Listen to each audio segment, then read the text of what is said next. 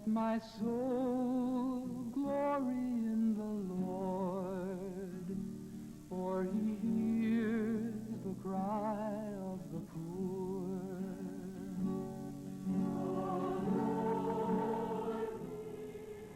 Hello, I'm Pete Henriot from the Center of Concern in Washington, D.C. I'm standing in front of an abandoned home in a neighborhood in Washington, a neighborhood in the area of the United States Capitol grounds. It's also a neighborhood where a large number of street people live, homeless people who live on the streets, even though there are homes abandoned like this. That's something of the contrast of poverty in the United States, a contrast that serves as a challenge for all of us. It's a challenge which the United States Catholic bishops spoke about in their pastoral letter on the economy. They said to us, no one can claim the name Christian and be comfortable in the face of the hunger, the homelessness, the injustice, and the oppression in this country and around the world.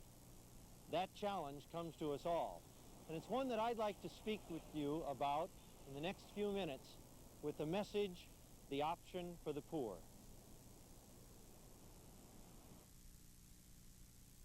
In the language of our church, there are certain phrases which tend to catch the mood of the moment, the issues that we focus on, the particular dimensions that we're developing as we share the good news. They're phrases like mystical body of Christ, evangelization, the people of God, salvation history, lay ministry. One of the phrases that in recent years have really caught what our church is attempting to be about is the phrase option for the poor, or the preferential but non-exclusive option for the poor, solidarity with the poor. It's a phrase that's been used in a variety of ways. For instance, in the United States Catholic Bishops' pastoral letter on the economy, when they first published the earliest draft of it in 1984, they used that phrase. They used that phrase in the biblical presentation. Then again, when they developed the social teaching of the church, and then when they were making their recommendations. It was a phrase that stirred a lot of controversy, a lot of discussion. Some people thought it was very unclear. Others felt that it was divisive in some way, divided the church to speak about an option for the poor. Some felt that it was very untraditional or even rather a little un-American. Didn't it have a certain Marxist ring to it? It did stir a lot of controversy.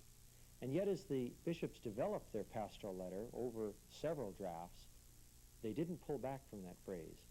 Indeed, they clarified it. They strengthened it. So that in the final draft of the pastoral letter, they were able to say, with a considerable amount of force and strength, decisions must be judged in the light of what they do for the poor, what they do to the poor, and what they enable the poor to do for themselves.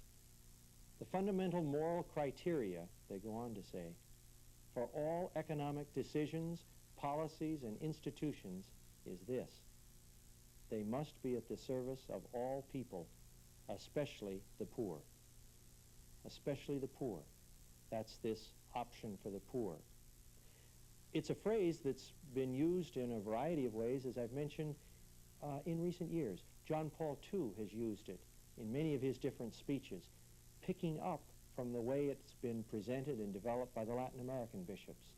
The bishops in their statements in Medellin in 1968, and again in Puebla in 1979, spoke about this preferential but non-exclusive option for the poor. Cardinal Ratzinger used the phrase in his own clarification of some elements of liberation theology when he spoke about the love of a preference for the poor. And then again, the different religious congregations or different groups of bishops in other parts of the world have emphasized this option for the poor. I think it's important for us to get a sense, however, that even though the phrase may be recent, the concept and the practice of it is very ancient. It's the ancient practice found in the Acts of the Apostles, for instance, when that early community shared in a particular way with the poor, were in solidarity with the poor. Or it's the kind of practice that the ascetical monks used to identify themselves with the poor, a practice of poverty. or that kind of special focus, a missionary focus, of going out to attend in a particular way to the needs and the welfare of the poor.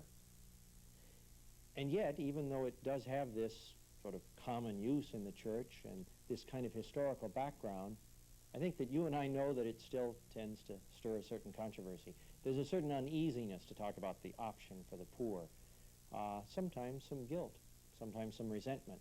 That's why I think it's very important, not only in terms of responding to this pastoral letter, but in living our full life as Christians, that we come to understand a little bit better what this phrase means, appreciate a little bit more deeply how central it is to our faith, and come to see the ways that we might practice it in pastoral practices and then again in our own personal lives.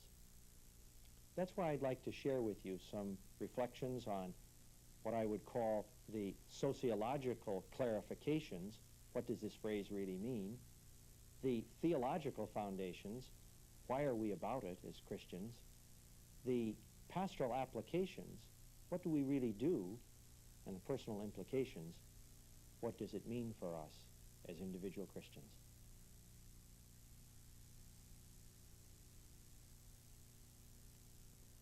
Do you ever think about it? Sure, I know that people are poor. I recognize that there's poverty in the world.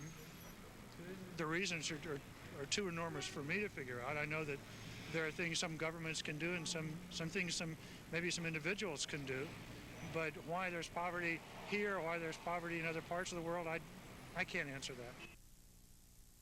Why are people poor? That's one of the questions I like to address in this first section of what I call some sociological clarifications. Of course, the most important thing we need to realize is that our discussion about the poor and about poverty goes on in a real world of poverty. It goes on in a world in which, for instance, the World Bank or the United Nations will emphasize that of the 5 billion people on the face of the globe, 1 out of those 5 are living very close to levels of absolute degradation, real tremendous poverty. And 2 more out of those 5 are living very close to that line. Here in our own United States, the U.S. bishops have used some of the statistics that our government has produced to tell us that almost 35 million of the 230 million Americans live below the line of poverty. That's 15% of our population. And of course, of those people nationally and globally that live in poverty, the majority of them are women, or those who depend upon women, children. That's what we've referred to as the feminization of poverty. Of course, analytically, we know that poverty is not just an accident. It's not just something that's inevitable. It's something that is structural. By that I mean the consequence of how we've structured our economics and our politics. Not that we've intended that there be poor in the world, but that we've intended a world in which there are poor. And that's what we're called to challenge and called to relate to with this option for the poor. Now, the most important thing, I think, is to give some definitions, particularly about that phrase poor. Who do we mean when we speak of the poor in the phrase the option for the poor? Well, in the context of the kind of world that we're in the midst of, I think clearly we mean what most ordinary people mean when they use the phrase poor. We mean those who are economically disadvantaged, materially deprived, who as a consequence suffer powerlessness and oppression. I'm sure you've been in some of the discussions that I've been in which we've defined poor in a variety of wide ways. We've spoken sometimes of the psychologically poor, those who are distraught, or the emotionally poor, those who might be lonely, or the physically poor, those who are handicapped, or the educationally poor, those who are slow learners. Or we've talked about, for instance, a young person who may come from a well-to-do family but is hooked on drugs, and we've spoken of him as a poor person. Or sometimes a corporate executive, a woman who might be an alcoholic, or a man who maybe is fairly well-to-do but his family's just broken up. These are people in need, but I don't think it's helpful to describe them as being poor. We need to speak of them about them as people who need ministry, who we need to respond to, but not under the rubric or the title of calling them poor. Because if everyone who needs our response is to be called poor, then what does the preferential option for the poor mean? Of course, when we use that phrase option, the important thing to remember is that it's a verb. It's not a noun. It's not that we have several options or things are optional, like when we went to purchase a car and there are many different options on it. No, it's a verb. It's a choice. It's a point that we make. I think it's clear there are some things that the option for the poor does not mean. It does not mean a rejection of those who are not poor. No, we need to minister to those who are not poor. Nor does it mean a kind of class hatred, a sort of fomenting of class warfare between those who are poor and those who are not poor. This is something which John Paul II or Cardinal Ratzinger have warned against. It's not a class hatred. Nor is it in some way a kind of romanticization of the poor, a sort of way in which we look upon the poor as really being where all goodness, all truth, all beauty is. You know, any of you who've ever been poor or worked with the poor know that original sin is fairly well distributed across class lines. It's not just concentrated in some people and free in other people. Well, then what does it mean? I think that it's helpful to see at least 5 elements that are involved in this option for the poor. I think that the first element is simply the recognition of a perspective. To make an option for the poor is to try to have the perspective of the poor, to see reality, to see what's going on in our world from the side of the poor. Desde los pobres is the Spanish expression that's used, from the side of the poor. We try and see what the poor see as the world unfolds around us. A second element in this option for the poor is a kind of entry into mission. It's a way in which we say we may go to those who are not poor, but we go from the side of the poor, with the fears of the poor, with the problems of the poor, with the hopes of the poor, with the gifts of the poor. We go into a mission from the side of the poor. The third element that it means, I think, and should include, it's a kind of tool of evaluation. It's a way of asking a question about a particular decision, a particular institution, a particular course of action, and saying, but what does this mean for the poor? It's not the only question to be asked, but it's a central one as I pick up the federal budget, or as I pick up and look at some decision by a diocese, or I see something that maybe our family's going to do. I ask, what does this mean for the poor? A fourth thing I would call an accompanying. It's a way in which we're with the poor, we accompany the poor in their struggle to transform society, that it might be more just and less oppressive of the poor. And a fifth way is the advocacy. That is, that in a way, to make an option for the poor, I have a bias in the direction of the poor, in the sort of struggle that they might be about. I don't enter into that struggle as a neutral arbitrator, weighing all the different sides kind of neutrally. No, I enter it as an advocate on the side of the poor, with the poor. Those are at least 5 different ways in which I would see the option of the poor coming alive. I think it's also important, of course, when we're making some of these clarifications, to reject the myths that frequently come in a discussion like this. One that I'll always hear is someone will say, well, of course there are poor and there's poverty, but didn't Jesus say, the poor you have always with you? Well, Jesus did say that, but more as an empirical observation than as a political platform. We should try and work in society so that the poor are always with us. Or another kind of a myth is, well, really, the poor are much happier. They're usually happier than those who are rich. Well, while it is true that there's a kind of humanizing poverty, which is a freeing of us from some of the addictions, some of the things that sort of hang on to us in this consumer society that would make us happier, there is also a dehumanizing poverty, and that's what we're talking about in terms of that degradation, that debilitation of hunger and homelessness and lack of good medical care, lack of good education.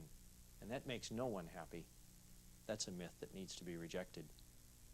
Another myth that will frequently be like this is that, well, really, the poor in this country are much better off than the poor somewhere else.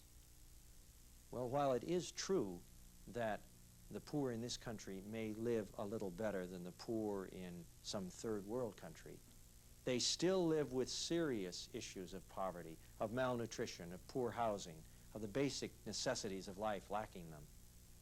And they have the added burden of experience that kind of poverty amidst a society of affluence, a rich society. So I think it's important when we talk about the option for the poor that we have some very clear ideas of who the poor are and what that option means.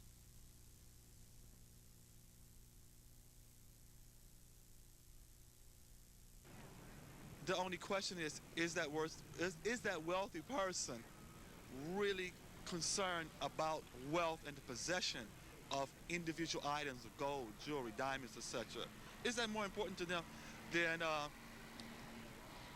religion or what you call quote-unquote godliness, you know, and brotherhood towards their fellow man, etc.? If they are, then of course they're not very close to God, you know, if those diamonds mean more important to them than their own brothers and sisters. Does God really love the poor more than the rich? Well, that's a difficult question. But it's one of the kind of questions we need to address as we look at the theological foundations for making this option for the poor. As I've mentioned earlier, the United States Catholic bishops in their pastoral letter do make that strong challenge that we can't claim the name Christian unless we have a concern for those who are poor, the hungry, the homeless, and others. But behind that kind of concern and that call to a concern does stand a very fundamental orientation towards the poor that's rooted in our faith. And that's this perspective of faith that we need to look at. I think there's at least three elements that ground us, that give the theological foundation for our option for the poor. The first one is simply that the Christian makes an option for the poor because Jesus makes an option for the poor.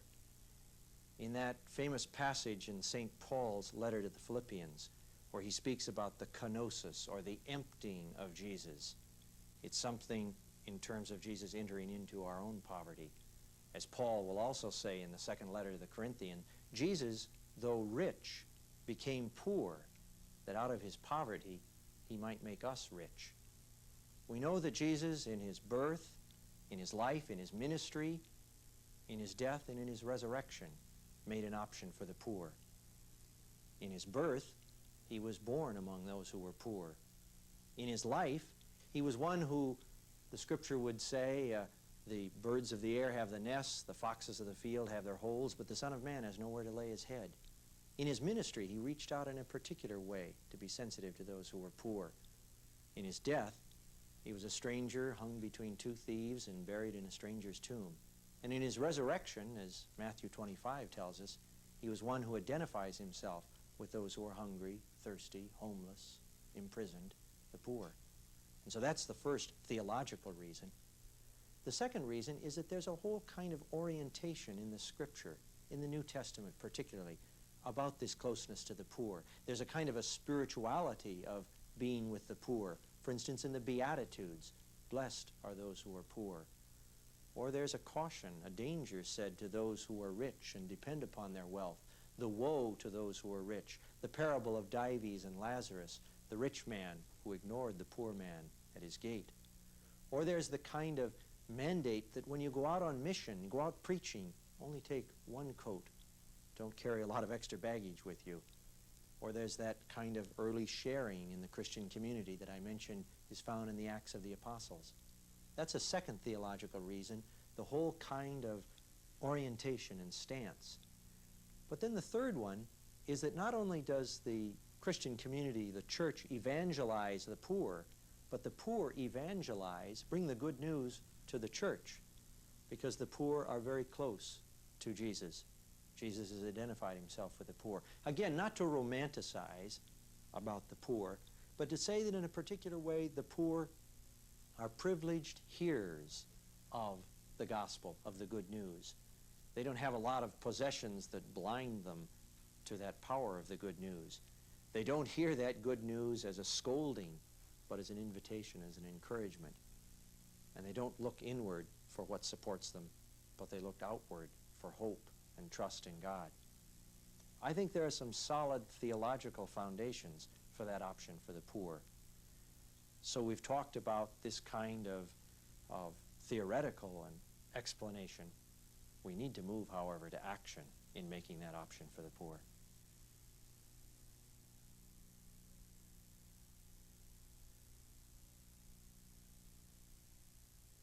Well, I think it's a choice. I mean, I think if we really wanted to help the poor, we'd pay more income tax. But I think as the new tax plan has shown us, is that the rich aren't willing to pay the 40% of their income as they do, say, in Great Britain or Sweden or elsewhere around the world. A lot of people rely on welfare, and they need to abolish welfare, period, and have workfare instead. What can we do, though, as individuals and as a society to help those poor people who cannot help themselves? I feel there's very little that we can do as individuals. But what do we do practically to put this option of the poor into our ordinary lives? That's what I want to speak about under this third section of the pastoral applications. I think it's important that we emphasize right at the start two things. The first is the need to avoid something that I call reductionism, and that is reducing the practice of the option to the poor to only an immediate, direct, hands-on, continuous, and full-time contact with those who are poor. And the second is to emphasize what I would call a structuralism, and that is the need to work to change the structures that keep the poor poor. Let me emphasize and explain what I mean by those 2 points by offering something of a framework of the variety of ways in which we can exercise and put into practice this option for the poor. I want to talk about a negative option for the poor, a positive option for the poor, a positive affective option for the poor, and a positive effective option for the poor. And under that effective option for the poor, a direct option and an indirect option. Now, those are a whole series of Jesuit distinctions, but let me go through each of them and offer that framework. The first point would simply be to emphasize that there is a negative option for the poor. It basically means not doing things, not living in ways which oppress the poor. It means, for instance, that I don't discriminate against those who are poor. And frequently that means racial discrimination or sexual discrimination. Or it means I might not purchase from a certain company or patronize a certain store, a boycott, because that company or that store was oppressive of those who are poor. Or I might not invest in certain places, South Africa, for instance, because of what's happening to the poor there. So that's a negative option for the poor. But then, of course, there's a positive option. And I begin with saying a positive affective option. It's that the poor in some way touch my heart and not just my head. Indeed, it means that I stop talking about the poor and talk about John and Mary. It becomes very personal. And I let them touch my emotions. How do the poor enter into my prayer, for instance? But then, of course, there is the positive, effective option for the poor.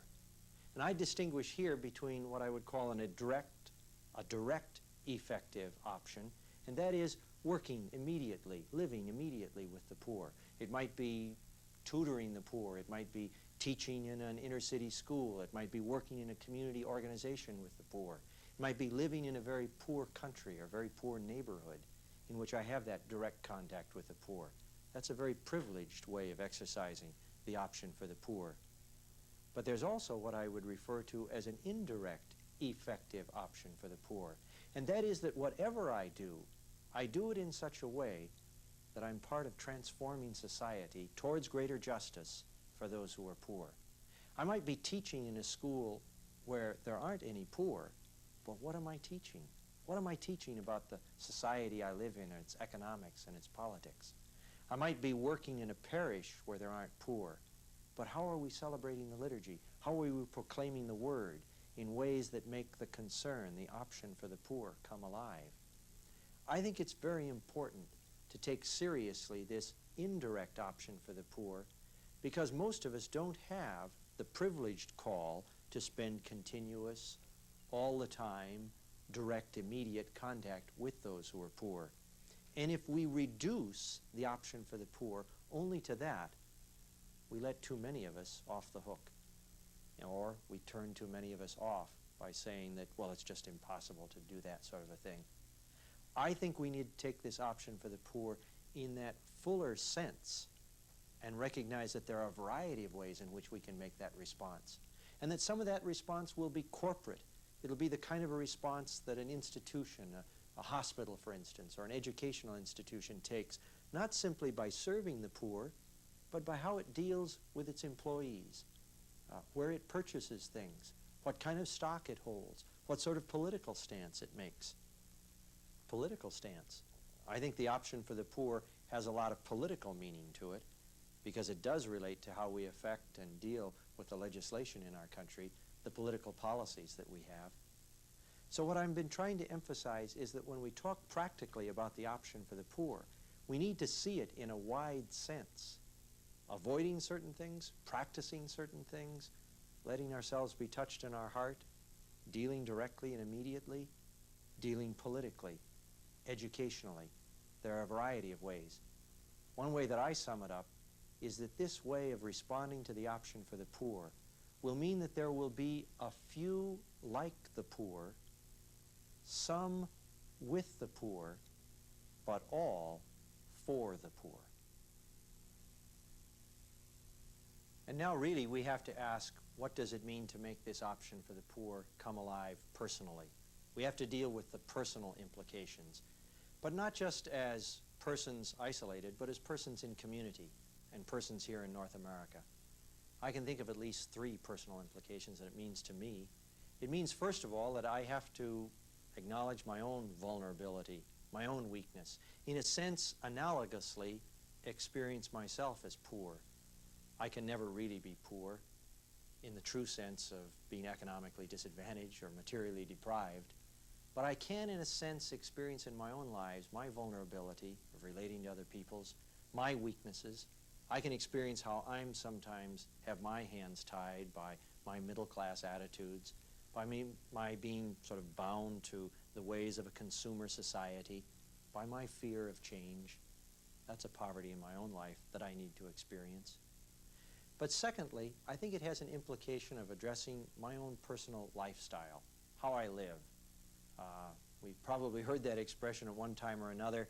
We need to live simply in order to let others simply live. Basically, the point is that we know there is a relationship between our levels of consumption and what goes on in our own United States, in the poor in our midst, as well as in third world countries. A lot of the waste, a lot of the affluent consumption has economic consequences, has social consequences for how the poor live. And we need to examine how much we tend to waste or how much we tend to become hooked into a consumerist society. It's a question that I think I've been helped by an expression that Erich Fromm, a psychologist, has used when he's spoken about what it means to live in this kind of a consumer society. He says it has the consequence that certain things are superfluous, and then they become convenient, and then they're necessary, and then they're indispensable. That is, there are certain sorts of things that I really don't need, but as a matter of fact, after a while, they are handy to have around, and then I find that I really do need them, and then, to be honest, I can't leave home without them.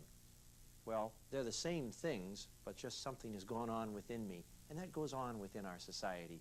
And it's for that reason that we need to make some very concrete choices of living a little bit more simply, of cutting back a little bit on the excesses, in order to promote a society that might be more sharing, more caring, more sparing, and have consequences for the poor. But I think in a particular way there's a third element of this personal implication, and that is that I need to be with the poor. I need to have friends that are poor, even if that's not my prime work, my prime ministry. I need in some way to be going out and having touch with the poor so that I stop, as I said earlier, talking about the poor and talk about John and Mary. Having the poor as friends will have consequences for the ways in which I exercise this option for the poor. Obviously, I will not want to do things that hurt my friends. Obviously, I will let the friends that I have touch my heart. And I certainly will try, and whether I'm teaching or working in some kind of a business or raising a family, do it in such a way that my friends are benefited and that society becomes more just. That's what this being with the poor, in some way spending some time, can make a difference. I've heard the expression used, we need to tithe our time.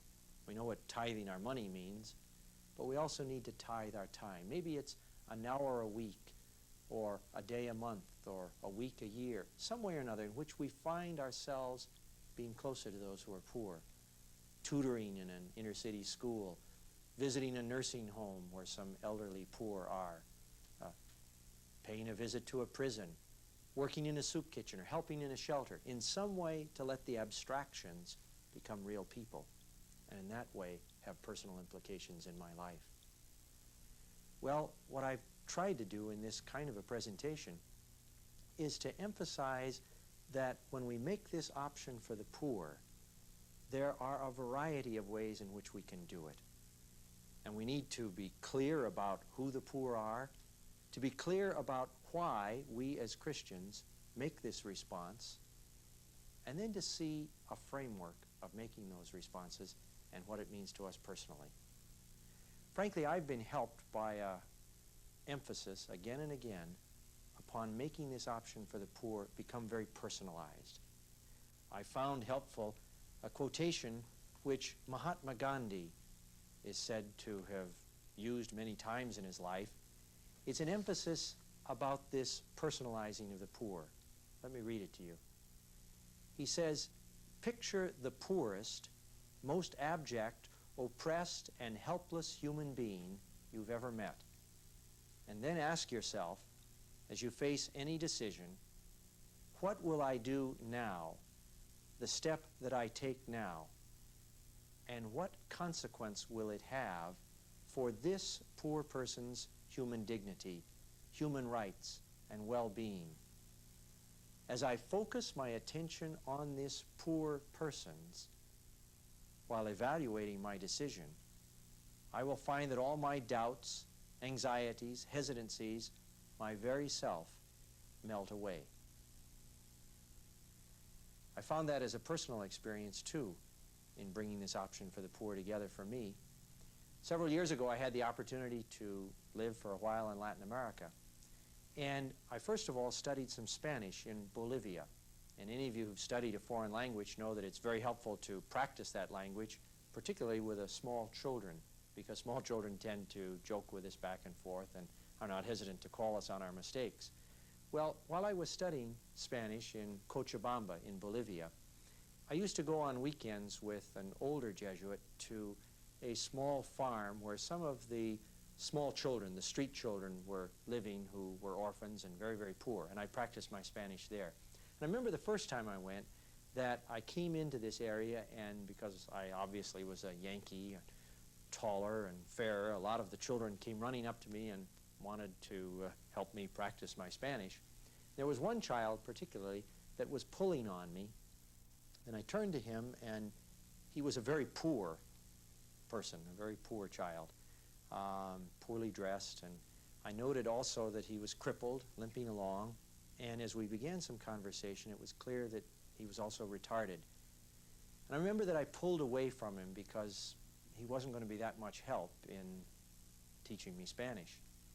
And so he went and turned and began to pull upon the other Jesuit who was there. This Jesuit reached down and picked him up and said, "¿Cómo te llama, niño?" "What's your name, little boy?" I recall to this day the response that he gave. "Me llama Jesus." My name is Jesus. Well, I missed an opportunity to meet Jesus because I didn't make an option for the poor. And I think that's what the real challenge is today as we go about the exercise of this option for the poor. As we hear that challenge in the U.S. Bishop's Economics Pastoral Letter, that we let it come alive in our midst by making that option for the poor, and that we not miss the opportunity to meet Jesus.